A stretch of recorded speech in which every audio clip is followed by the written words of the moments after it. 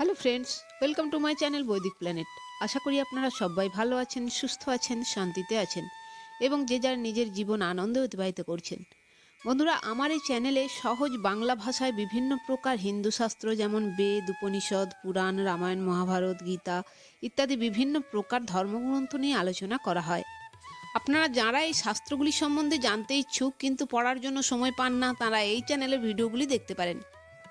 তো বন্ধুরা, আজ আমরা গরুর পুরাণ থেকে বশীকরণাদি, মেধাবৃদ্ধি ও বিষ ঔষধ কথন সম্পর্কে জেনে নেব। হরি বললেন, শুনো ওহে পঞ্চানন, বশীকরণাদি মন্ত্র করিব কীর্তন। আং গং গণপতয়ে ইত্যাদি মন্ত্র পড়ে তাহা হলে ধন আর বিদ্যা দান করে। উক্ত মন্ত্র শতবার জপ যদি করে, সকল জনের প্রিয় হইতে সে পারে। উক্ত মন্ত্র অষ্টতর সহস্র জপেতে, করিলে শিক্ষা বন্ধন যথাবিধি মতে। সকল স্থানেতে হয় জয়লাভ তার, তাতে কোনো রূপ নাহি রয়েছে বিচার। হে শঙ্কর, কৃষ্ণ তিল ঘৃতাক্ত করিয়া সে মন্ত্র করিবে হোম বিধান মানিয়া। 3 দিন অষ্টোত্তর সহস্র হোমেতে, নৃপ বশীভূত হয় শুনো অন্তরেতে। উপবাস করি চতুর্দশী অষ্টমীতে, শ্রী বিঘ্ন রাজের পূজা করি বিধিমতে। তণ্ডুল মিশ্রিত তিল করিয়া গ্রহণ, অষ্টোত্তর সহস্রেক হোমের সাধন। সর্বত্র বিজয়ী রবে এ কর্মের ফলে, সকলের সেরা তারে করিবে সকলে। প্রাতে স্ত্রী ললাটেতে হ্রিং এই মন্ত্র, লিখিলে সে পত্নী তার হয় বশীভূত। বিশুদ্ধ আসনে বসি শুদ্ধ অন্তরেতে, উক্ত মন্ত্র জপে 10 সহস্র বারেতে। সে পুরুষ যার দিকে করিবে দর্শন, সে রমণী বশীভূত হইবে তখন। মনশিলা তেজপত্র কুমকুম সহিত, গোরচনা একত্রেতে করিয়া পেশি। কোনো পুরুষ করে তিলক কপালে, তার বশীভূত হয় রমণী সকলে। সহদেবা ভৃঙ্গরাজ সে তপরাজিতা, ললাটের তিলকে ত্রিভুবন বশীভূতা।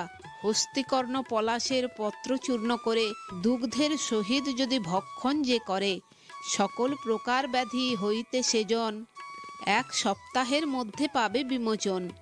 এ ঔষধে পূর্ণমাত্রা 100 পল, পানে শ্রুতি ধর হয় মানব সকল। সিংহের সমান গতি ও বিক্রম ধরে, পদ্মরাগ সমকান্তি হয় কলেবরে। নিশ্চয় বর্ধিত হয় আয়ু পরিমাণ, বৃদ্ধ মানুষ হয় যুবার সমান। দধির সহিত ইয়া সেবে যদি কেহ, বজ্রের সদৃশ হয় তবে তার দেহ। সহস্র বৎসর সেই রহিবে জীবিত, আর তার কেশ বৃদ্ধি হইবে নিশ্চিত। ত্রিফলা চূর্ণের সনে করিলে ভক্ষণ, তাহার চক্ষুর জ্যোতি হয় বিবর্ধন। মহিষ দুগ্ধের সহ করিলে লেপন, শুক্লকেশ কৃষ্ণবর্ণ হইবে তখন। উক্ত চূর্ণ শরীরে মর্দন যদি করে, সর্বরোগ হতে মুক্ত হইতে সে পারে। অঞ্জন করিলে ছাগ দুগ্ধের সহিত, মাস মধ্যে দৃষ্টিশক্তি হইবে বর্ধিত। শ্রাবণে পলাশ বীজ করিয়া গ্রহণ, সযতনে তুষীন করিবে তখন। অতঃপর উক্ত বীজ করিয়া চূরণ, 6 মাস নবমীতে করিবে ভক্ষণ।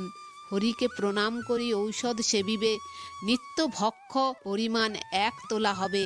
পুষ্যায় পুনর্নবা মূল করি উত্তোলন, জলের সহিত কেহ করিলে সেবন।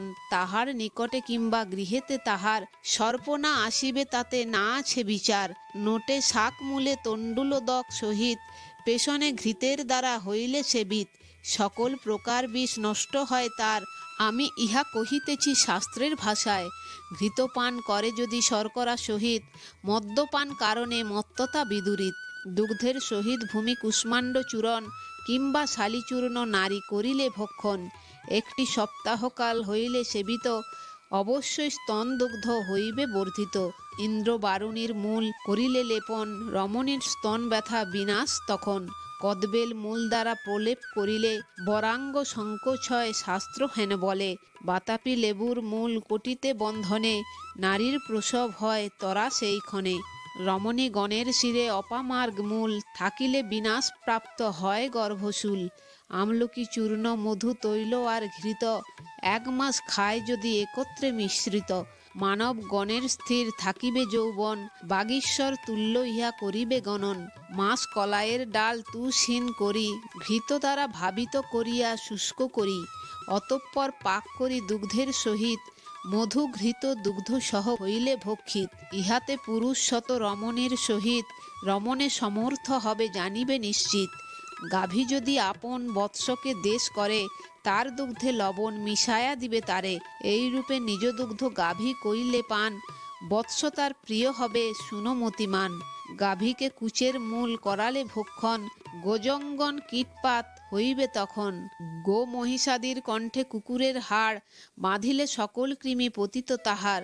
গজ গো মহিষাদির মূত্র কইলে পান, নানাবিধ ব্যাধির হইবে অবসান। শালিধান্য ও মুসুর ঘোলের সহিত, পশুকে করালে পান পুষ্টি বিবর্ধিত। স্ত্রী পশু ভক্ষণ কইলে এমন ঔষধ, অবশ্যই বৃদ্ধিপ্রাপ্ত হয় তার দুগ্ধ। গনিয়ারি বচ মধু বাসক সৈন্ধব ও পিম্পলি একত্রে সেবনে এই সব। এ ঔষধ মাত্র 7 দিন যদি খায়, কিন্নরের ন্যায় কণ্ঠস্বর হয় তার। শতমূলী শঙ্খপুষ্পী কুড়ো অপমার্গ, হরিতকি বচ আর গুড়চি বিরঙ্গ। ঘৃতসহ 3 দিন করিলে ভক্ষণ, মেধাশক্তি অত্যধিক হইবে বর্ধন। অষ্টোত্তর শতগ্রন্থ মুখস্থ করিবে, এইরূপ স্মৃতিশক্তি বর্ধিত হইবে।